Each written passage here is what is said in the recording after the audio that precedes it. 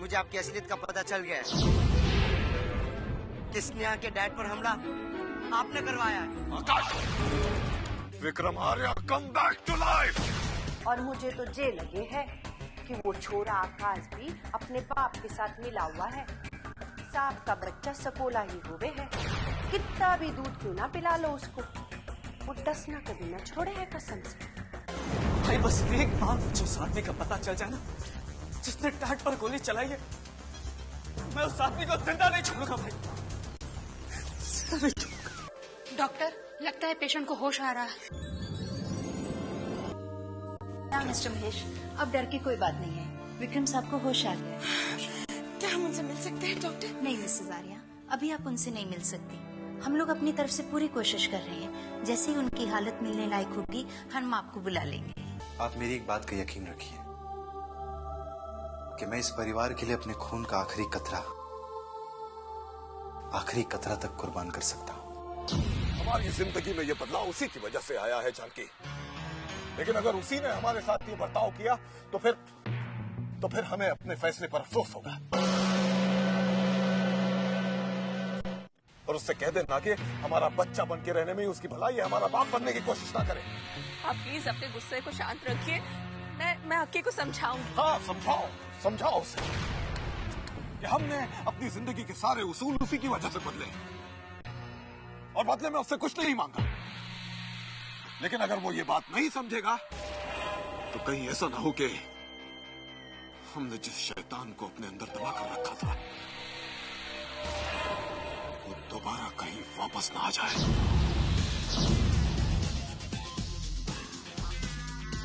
और अगर ऐसा हुआ तो हम दोबारा सारे रिश्तों को भूल जाएंगे जानकी, सारे रिश्तों को भूल जाएंगे।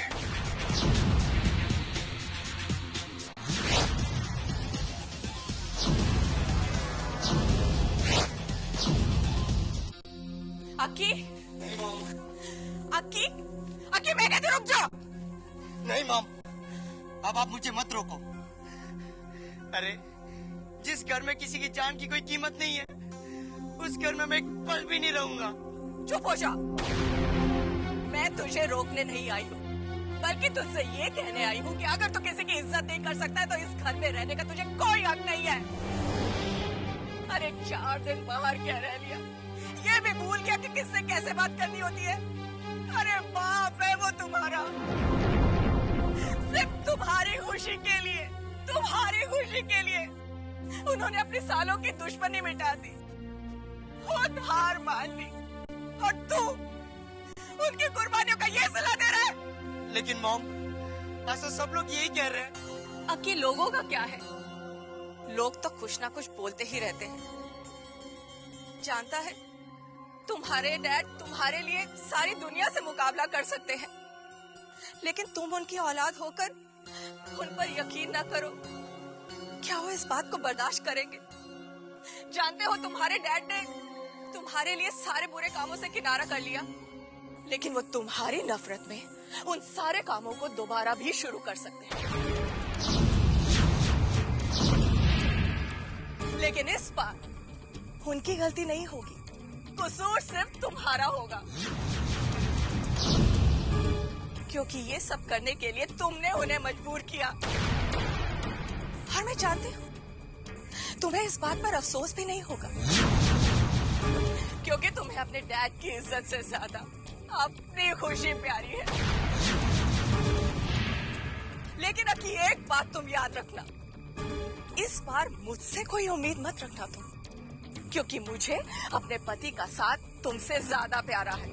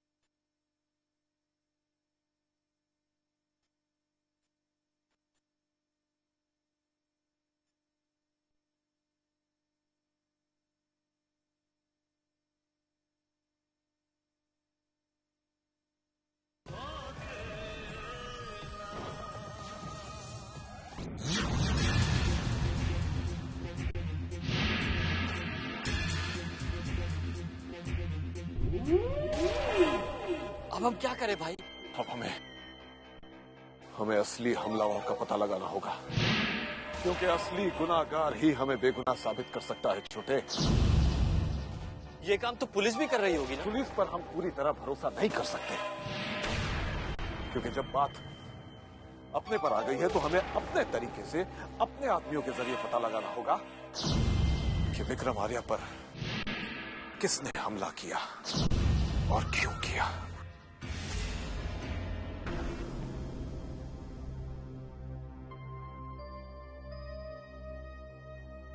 युगांक, उस इंसान के बारे में पता चला जिसने विक्रम साहब पर गोली चलाई थी?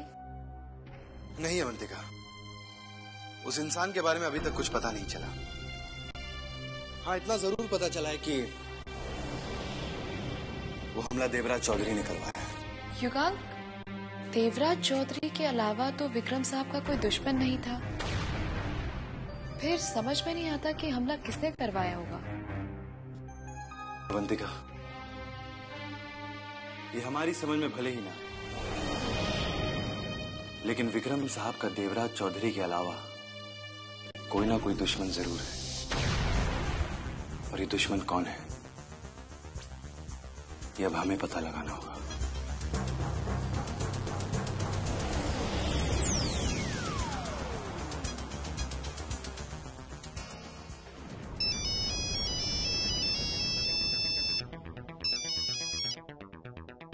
हेलो, राणा युगांक बोल रहा हूँ। अरे कहिए युगांक साहब, कैसे याद किया? राणा, हमें तुमसे एक जरूरी काम है। आपको मुझसे कोई काम है? इससे अच्छी बात और क्या सकती है? कहिए क्या काम? राणा, वो सब हम तुम्हें फोन पे नहीं बता सकते, इसलिए तुम फौरन हमारे पास चले आओ। ठीक है युगांक साहब, मैं भी आता हूँ। ओके। युगांक, इस मामले में जब पुलिस कामयाब नहीं हो पाई तो क्या तुम्हें लग रहा है कि राणा कामयाब हो पाएगा? अवंतिका, अगर वो हमलावर कोई पेशेवर मुजरिम है तो राणा उस तक जरूर पहुंच जाएगा, क्योंकि इस तरह के जो लोग होते हैं वो भले एक दूसरे से मिले ना हो, लेकिन एक दूसरे के कारनामों और ठिकानों की खबर जरूर रखते हैं। और अगर राणा उन तक पहुंच गया तो जो विक्रम साहब पर हुए हमले की जो गुत्थी है, जो उलझी हुई है, उसे सुलझने में ज्यादा वक्त नहीं लगेगा।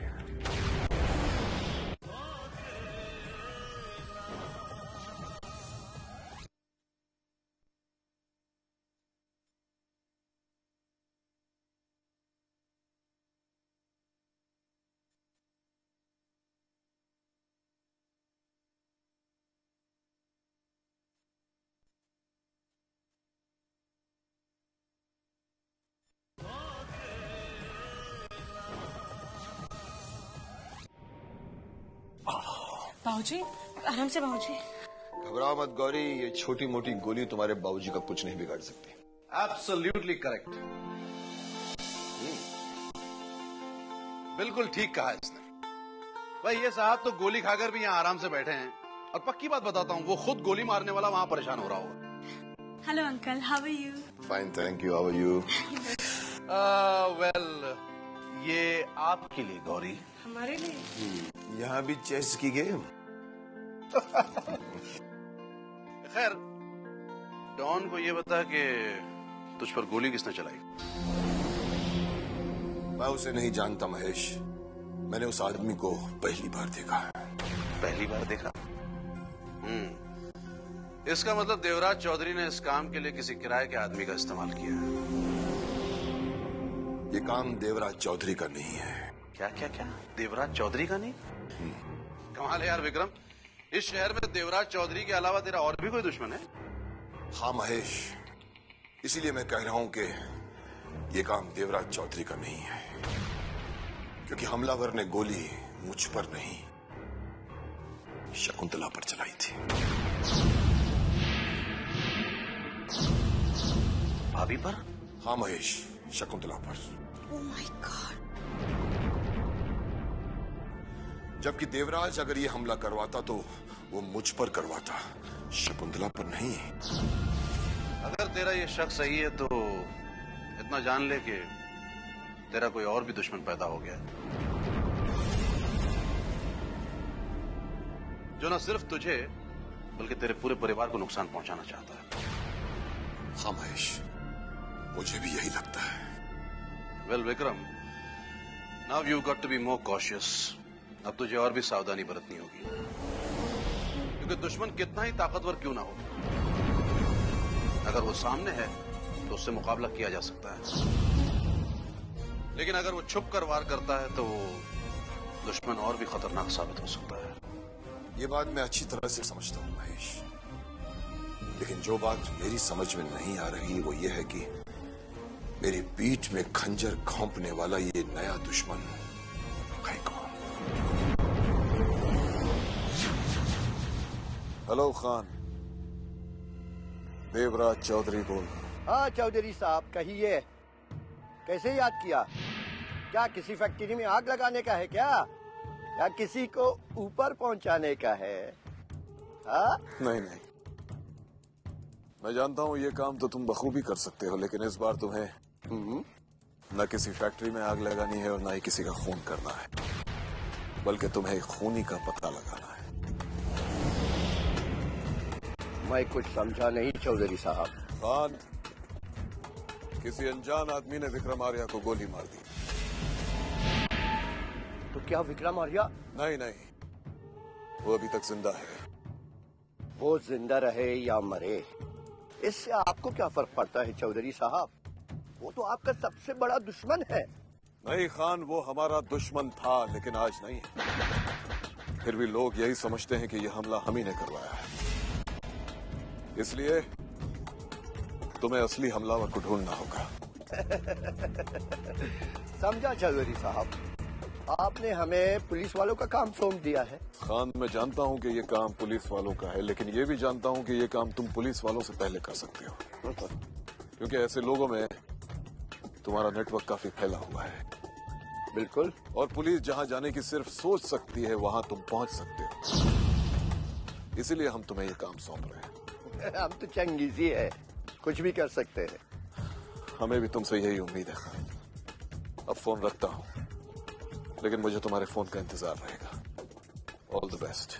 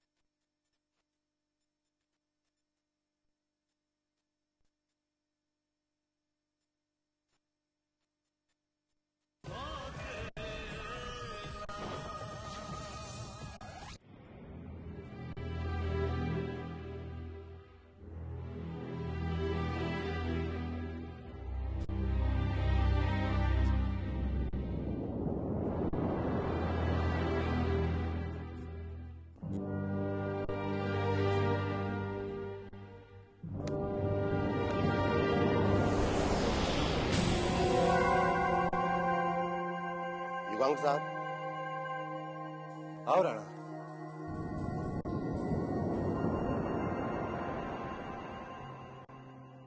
कहिए युगांक साहब, वो क्या काम है जो इतनी जल्दी में मुझे बुलाया? राणा, हमें किसी का खून करवाना है। आप किसी का खून करवाना चाहते हैं?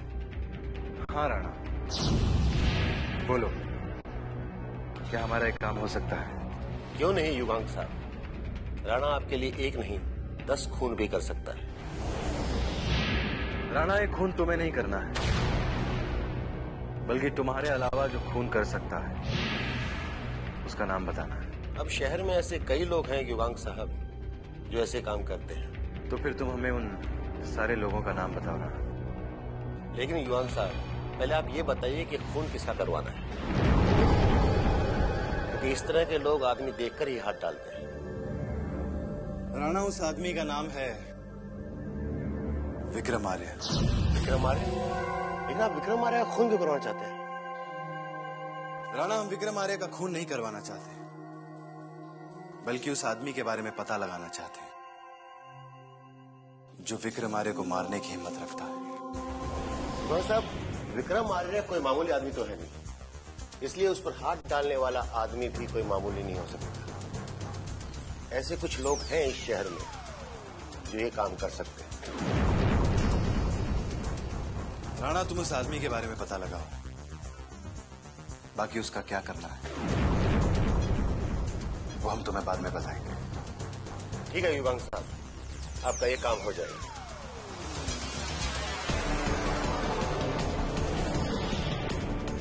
अवंतिका, अगर राणा उस हथियार तक पहुंच गया तो उसके चलाने वाले हाथ तक पहुंचना हमारे लिए ज्यादा मुश्किल नहीं होगा।